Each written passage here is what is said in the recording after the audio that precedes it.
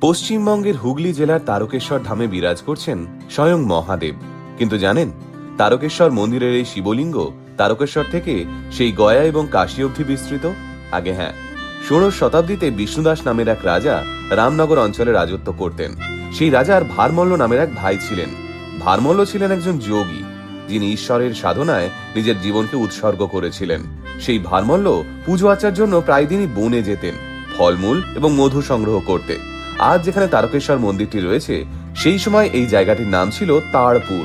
ভারমল্ল রোজ দেখতেন এই ঘন জঙ্গলে একটি পরিত্যক্ত কালো শিলার উপর রাজবাড়ির গরুরা এসে দাঁড়ালেই তাদের বাঁট থেকে ওই শিলার গায়ে দুধ ঝরে পড়ে। ভারমল্ল একদিন তার শিব ভক্ত দাদার কাছে গিয়ে এই অদ্ভুত ঘটনার কথা জানালে রাজা বিষ্ণুদাস নিজে বনে গিয়ে এই ঘটনা চাক্ষুষ দেখেন এবং শিহরিত হন। বুঝতে পারেন এ স্বয়ং মহাদেবের লীলা।